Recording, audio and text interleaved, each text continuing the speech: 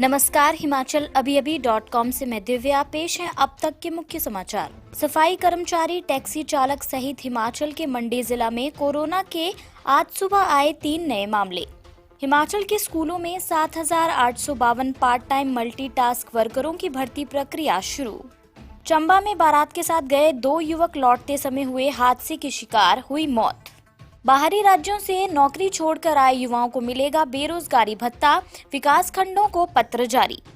Ambala airbase पर आज करीब 2 बजे उतरेंगे राफेल, सुरक्षा व्यवस्था कड़ी। यूएई में राफेल के पास समुद्र में ईरान ने गिराई मिसाइलें, सतर्क रहे भारतीय पायलट, विमान सुरक्षित। भारत में चीनी कंपनियों को सुरक्षा मंजूरी नहीं मिलने से बौखलाया ड्रैगन, WTO जाने का तलाश रहा विकल्प। कांग्रेस से निलंबित विधायक भंवर लाल शर्मा ने हाई कोर्ट में लगाई 3 याचिकाएं।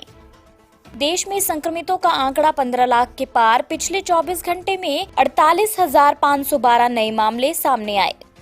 मध्य प्रदेश में 70 बच्चों को दवा पिलाने वाली आशा सहयोगी निकली कोरोना पॉजिटिव, गांव में दहशत।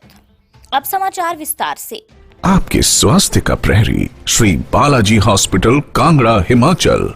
मंडी में कोरोना संक्रमण की चपेट में 3 और लोग आए हैं। इनमें से एक जोनल अस्पताल का रविनगर निवासी सफाई कर्मचारी, दूसरा चच्योट का टैक्सी चालक है जो पहले पॉजिटिव आए सेना के जवान को लेकर घर आया था, जबकि तीसरा बल के सलवाहन का है। देर रात तक चली सैंपल जांच में ये तीनों पॉजिटिव पाए गए हैं। अब तीनों को कोविड केयर सेंटर शिफ्ट किया जा रहा है। इसी के साथ जिला मंडी में कोरोना मरीजों का कुल आंकड़ा 129 हो गया है।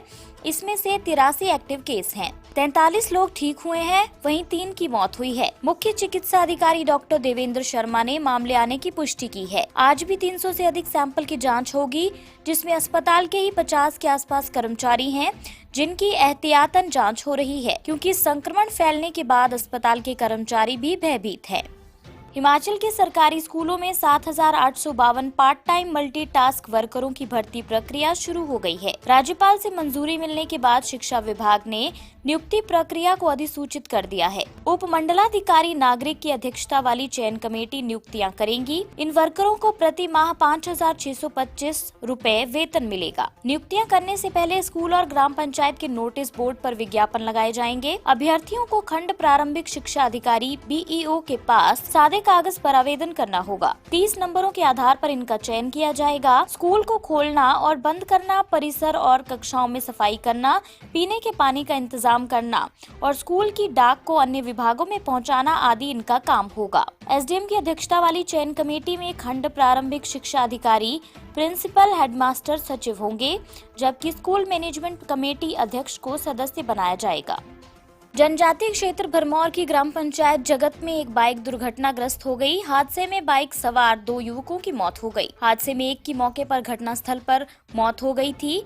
दूसरे घायल ने अस्पताल ले जाते समय दम तोड़ा। उसके सर पर गंभीर चोटें आई थी। युवकों की पहचान शमी पुत्र सरनराम व काका पुत्र अशोक कुमार निवासी गांव कूट, भरमौर के तौर पर हुई है। सोमवार को कूट से बारात उरई गांव गई थी। बारात के साथ ये दोनों युवक भी गए थे। मंगलवार को दोनों बाइक में सवार होकर वापस लौट रहे थे कि घटोर के पास बाइक अनियंत्रित होकर गहरी खाई में गिर गई। आसपास के लोग मौके पर पहुंचे और राहत व बचाव कार्य में जुट गए। कुछ लोगों ने भरमौर थाना पुलिस को सूचित किया। पुलिस ने स्थानीय लोगों की मदद से दोनों को भरमौर अस्पताल पहुंचाया। डॉक्टरों ने जांच कर दोनों को मृत घोषित कर दिया।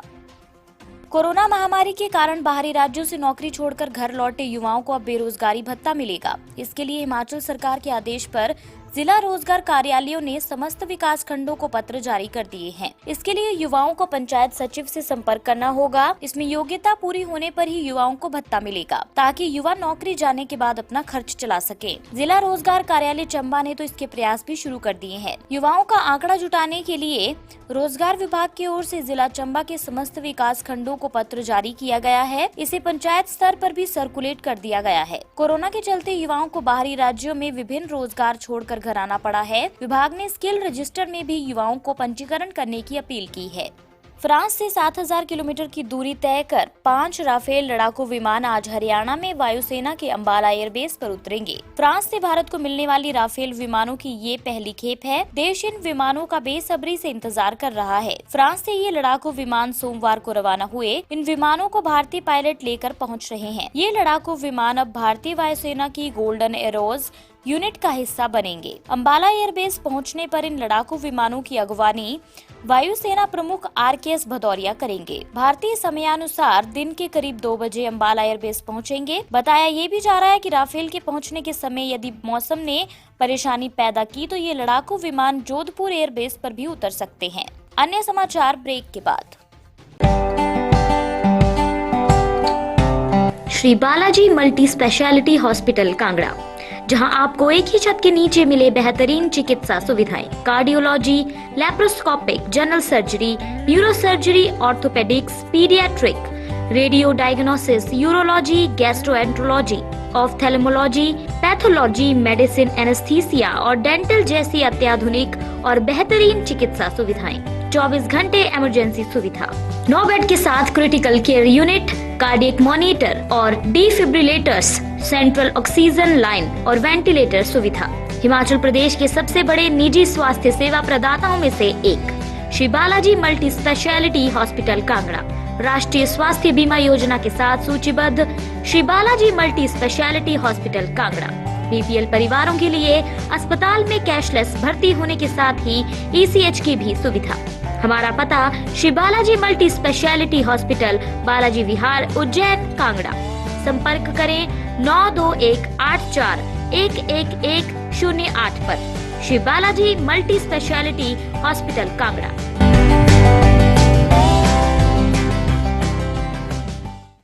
फ्रांस से उड़ान भरते हुए 5 राफेल लड़ाकू विमान भारत पहुंच रहे हैं। इस दौरान मंगलवार रात वे संयुक्त अरब अमीरात UAE के अल दाफरा एयरबेस पर रुके। वहीं बताया गया है कि ईरान रेवोल्यूशनरी गार्ड्स द्वारा किए गए एक अन्य सैन्य अभ्यास के दौरान इस एयरबेस के पास कम से कम 3 ईरानी मिसाइलें गिरी। गौरतलब है कि ईरान ने हरमुज जलडमरू मध्य में युद्धाभ्यास शुरू कर दिया है। अल दाफरा एयरबेस UAE की राजधानी अबू धाबी से 1 घंटे की दूरी पर स्थित है और ये अमेरिकी और फ्रांस के सैनिकों का बेस हाउस भी है। वहीं इस घटना के बाद से अल दाफरा एयरबेस को अलर्ट पर रखा गया है। चीनी कंपनियों को निवेश के लिए सुरक्षा मंजूरी नहीं मिलने की वजह से बौखलाया ड्रैगन भारत पर दबाव बना रहा है कि वह नियमों को लचीला बनाए। चीन मामले को विश्व व्यापार संगठन WTO में ले जाने की संभावना भी खंगाल रहा है। वहीं सुरक्षा मंजूरी में देरी की वजह से कई कंपनियां प्रस्ताव वापस लेने की तैयारी में हैं। सूत्रों ने कहा कि चीनी कंपनियों को लग रहा है कि वे कठोर शर्तों को पूरा नहीं कर पाएंगे। भारत सरकार किसी भी कंपनी को सुरक्षा मंजूरी देने के पहले उसके चीनी सुरक्षा प्रतिष्ठान से संबंधों को खंगाल लेना चाहती है। सूत्रों के मुताबिक राजनयिक स्तर पर चीन की मंशा भांपने के बाद भारत ने व्यापार के मोर्चे पर ज्यादा सख्ती दिखाने का फैसला किया है। राजस्थान की सियासी लड़ाई इन दिनों कोर्ट में लड़ी जा रही है। सचिन पायलट गुट के एक और विधायक ने राजस्थान हाई कोर्ट में 3 याचिकाएं दायर की हैं। कांग्रेस से निलंबित विधायक भंवरलाल शर्मा ने आज हाई कोर्ट में SOG की ओर से दर्ज FIR को रद्द करने की मांग को लेकर याचिका दायर की है। बागी विधायक भंवरलाल शर्मा की ओर से दायर याचिका में SOG में दर्ज 2 FIR और ACB की FIR को रद्द करने के साथ ही SOG में दर्ज FIR मामले की NI से जांच कराने की मांग की है। मामले की NIA से जांच कराने की मांग की है। इन याचिकाओं को वकील SS होरा ने दाखिल किया है। बताया जा रहा है कि बागी विधायक भंवरलाल शर्मा की 2 याचिकाओं पर 4 अगस्त को सुनवाई होगी। गौरतलब है कि विधायकों की खरीद फरोख्त का 2 ऑडियो सामने आए थे। कांग्रेस ने दावा किया था कि विधायक भंवरलाल शर्मा BJP नेताओं से विधायकों की डील कर रहे थे। इस मामले की जांच SOG और ACB को दी गई है।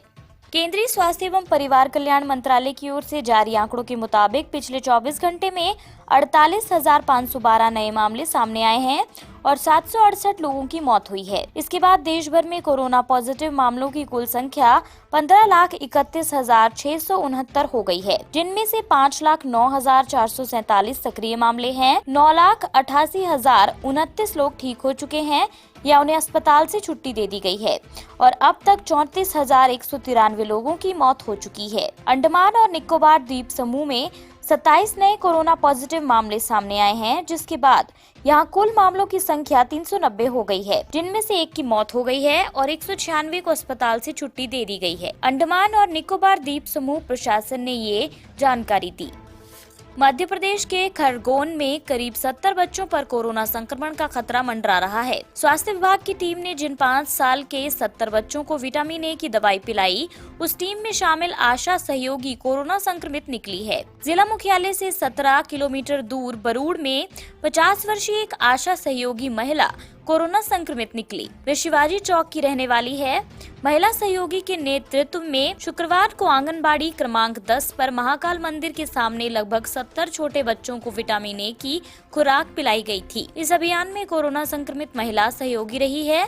स्वास्थ्य विभाग का कहना है कि महिला के कोरोना संक्रमित होने की बात सामने आने के बाद महिला के कांटेक्ट में आए करीब 36 लोगों के सैंपल लिए गए हैं।